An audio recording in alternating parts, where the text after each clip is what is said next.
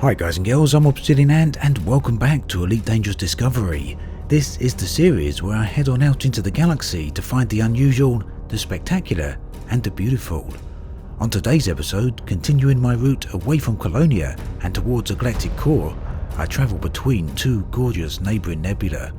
Whilst the distance covered is relatively short, I come across some surprising sights and find a whole bunch of high value undiscovered worlds.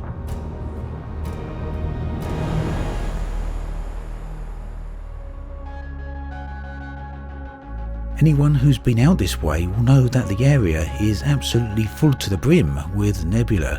They come in a variety of shapes, sizes and colours. The one here, the bright red-orange one, is my current location, but it's the nebula up above me which has caught my attention. There's some lovely green segments here, and those are the ones I want to try and get right into the centre of. So it's only a distance of 847 light years, meaning a relatively small amount of jumps, even in the low jump range of my Asp Explorer here. So I plot course and jump straight to the first system en route, and I come across all of these high value metal content planets. Now, I've said many times before, I will bypass planets like this. I will even bypass Earth-likes to save my time en route. But when you get atmospheric planets against a backdrop like this, then I always make a point of stopping by. It's also a bonus, of course, that with patch 2.3, exploration data was greatly buffed. So when you do find an Earth-like planet, you're going to get a significant amount of money more than you would have done previously. Now, all of these are completely undiscovered at the moment, but whether or not I make it back to the station in time to settle the data and get the discovered by tag is anybody's guess. Good chance, I suppose, that someone watching this video may well go and claim them for themselves, but if you want to do that, you are more than welcome. They're quite nearby to Colonia, so you've got the details there on the screen if it's something that you feel like doing. At this point, I was still well within the confines of the bright orange-red nebula. I've always found that interesting discoveries can be a very strange thing. You can go for hundreds of jumps without seeing anything, then all at once you'll find one spectacular location after another, jump after jump, and that's exactly what happened here, so it kept me within this nebula for a little bit longer than I otherwise would have stayed. Now, in this system there was nothing immediately stand out other than the fact there's quite a lot of planets here, but what I did want to check out was the planet right nearby to the local star. Interestingly, being so close to the star itself did mean that the nebula was a bit more diffuse, very dimmed, and what that served to do was highlight the star field in the background here. Just look at that. Now, the star field does change dramatically as you travel around the galaxy, and we'll see a bit more of that slightly further into the video. It's something I really do want to highlight.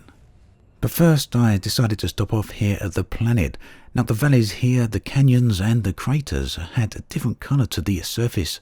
And that's something that used to be much more dramatic in previous builds of the games, and in recent times it seems to, well, have diminished quite a bit. It's a bit unfortunate, but I've been assured by Frontier that that's something that should improve in future updates. So whether that's something that's going to come in 2.4 or version 3, we're going to have to wait and see.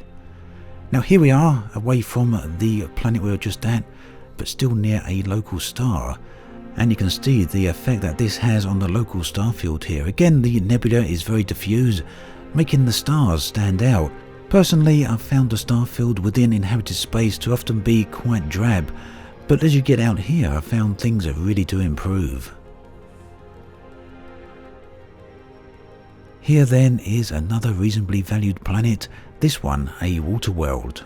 At this point, I was roughly halfway between the previous nebula and the one I was heading to. And you've really got to admit that that would be a stunning view for anyone down on the planetary surface here.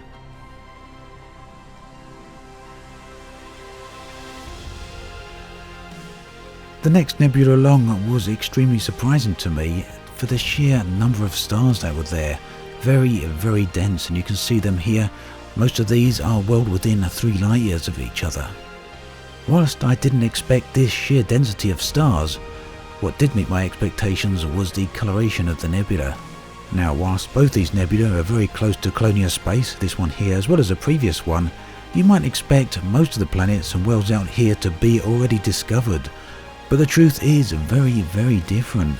It seems on my brief stint here that the vast majority of these stars remain completely undiscovered, and just taking a few moments here to stop and take a look at them, It's really not hard to see why that is.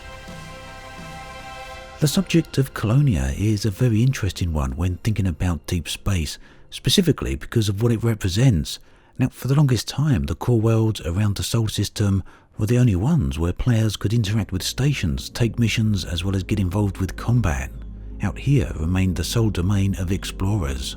Whilst that's still largely true, and indeed will probably likely remain true, after all there are 400 billion star systems in the game, the idea of colonising deep space is a very tantalising idea.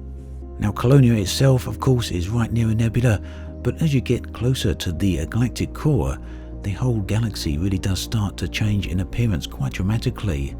The ability to play near some of these, the ability perhaps at some time in the future to be able to colonise the stars, is something I'd very much like to see within Elite. After all, the galaxy is truly massive, and for me it often feels like it is crying out to be filled with viable destinations. And whilst generation ships are certainly a good first step towards that, I for one would love to see deeper space filled with its own share of mysteries. But even without that, it certainly is very beautiful out here. As always, thanks for watching, and I catch you guys and girls next time.